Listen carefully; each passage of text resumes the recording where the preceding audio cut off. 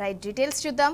CM Revanth పై BRS working president KTR తీవ్ర స్థాయిలో ధ్వజమెత్తారు. బామ్మర్తికి అమృతం పంచి కొడంగల్ ప్రజలకు విషమిస్తావా అని నిప్పులు చెరిగారు. ఫార్మా పేరుతో రైతుల ఉసురు తీస్తావా అని మండిపడ్డారు. రేవంత్ ఆయన బామ్మర్తితో పాటు మంత్రి పొంగులేటి సహా అందరి అవినీతి బాగోతాలను ధారావాహికలాగా బయటపెడతామన్నారు కేటీఆర్.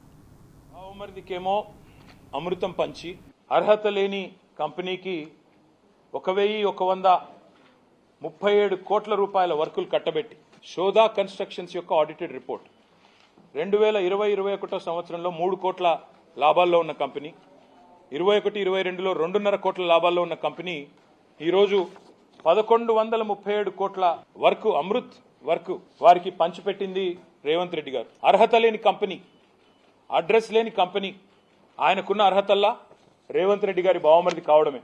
ఆ కంపెనీకి ఈరోజు ఇంత పెద్ద ఎత్తున ఐహెచ్పి లాంటి కంపెనీతో జాయింట్ వెంచర్ కుదిరించి ఇంత పెద్ద కంపెనీ ఐహెచ్పి లాంటి కంపెనీ వాళ్ళేమో 20% పనిచేస్తారంట. ఈ 1137 కోట్ల కాంట్రాక్ట్ లో 80% పని రేవంత్ రెడ్డి గారి బావమరిది గారి కంపెనీ చేస్తుందట. రేవంత్ రెడ్డి గారు మీ బావమరిది గారికేమో అమృతం పంచి వాళ్ళ కొడంగల్ వాసులకు విషం పంచుతా ఉన్నాం ఫార్మా పేరిట. ఇది ప్రజలందరూ చూస్తా ఉన్నారు. నిన్న జరిగిన సంఘటన ప్రజల తిరుగుబాటు ఏదైతే కొడంగల్లో ప్రారంభమైందో, మీ బావమరిదికేమో ఇక్కడ అమృతు, మీ అల్లుడు గారి ఫార్మా కంపెనీకేమో కొడంగల్లో భూములు గుంజుకోవాలా, దానికి మీ తిరుపతి రెడ్డి గారి దాదాగిరి, అల్లుడు కోసం ఈరోజు కొడంగల్ని బలిపెట్టే పరిస్థితి ఈరోజు కనబడతా ఉంది. అందుకే ప్రజల తిరుగుబాటు కూడా అక్కడ మొదలైంది. మోడీ గారు అంటా ఉన్నారు ఏటీఎం అయిపోయింది తెలంగాణ. ఎస్, రాహుల్ గాంధీ कांग्रेस पार्टी की तेलंगाना हैज बिकम एटीएम. मैं मोदी जी से पूछना चाहता हूं, मोदी गारिని అడుగుతా ఉన్నా, తెలంగాణ ఏటీఎం అయితే మీ ప్రభుత్వం ఏం చేస్తుంది? మేము నిన్న నెల కిందట రాసినాం మీ కేంద్ర మంత్రి గారికి ఉత్తరం, డీటెయిల్ గా రాసినాం.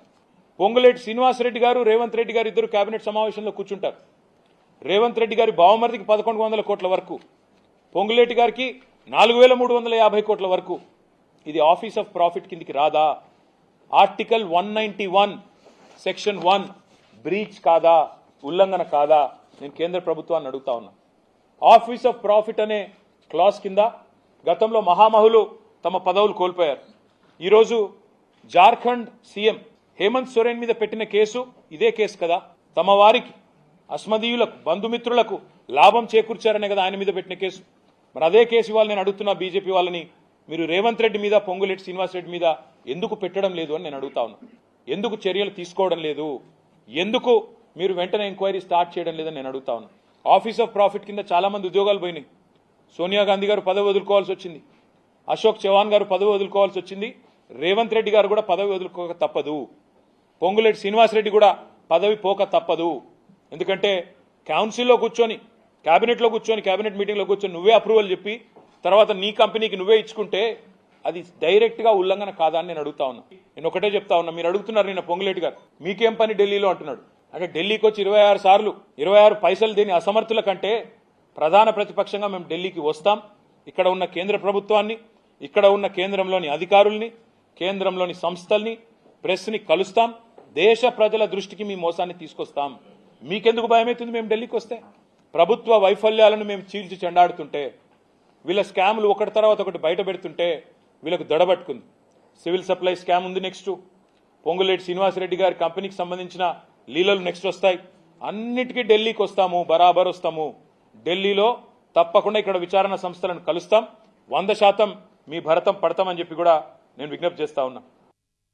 పరిపాలన చేతగాక ప్రజల్ని పక్కదారి పట్టించే ప్రయత్నం చేస్తున్నారో ఈ చేతగాని ముఖ్యమంత్రి, చేవలేని ప్రభుత్వం చేస్తున్న అవినీతిని ఎండగడుతూనే ఉంటాం. మీ అనుభవ రాహిత్యం వల్ల ఈరోజు ప్రజలు బాధలు పడతా ఉన్నారు. చివరికి ప్రజలు తిరగబడి మీ సొంత నియోజకవర్గం కొడంగల్లోనే మీరు సెక్యూరిటీ లేకుండా పోలేని పరిస్థితి. రైతుల భూములు లాక్కుంటానంటే రైతులు తిరగబడుతున్నారు. కాబట్టి ఇకనైనా బుద్ధి తెచ్చుకోండి, తప్పులు చేయకండి. మీ అమృత్ స్కామ్ను, మీ సివిల్ సప్లై స్కామ్ను, మీ రెవెన్యూ మినిస్టర్ గారి స్కామ్లను ఒకటి తర్వాత ఒకటిగా ధారావాహికగా సీరియల్ ఎట్లయితే వస్తాయో ఎపిసోడ్ తర్వాత ఎపిసోడ్ బయట పెడుతూనే ఉంటాం. ఢిల్లీకి వస్తూనే ఉంటాం. ఢిల్లీ ద్వారా జాతి మొత్తం దృష్టికి కూడా ఇవాళ ఈ క్రోనీ క్యాపిటలిజం, ఈ కరప్షన్ ని ఎండగడతాం.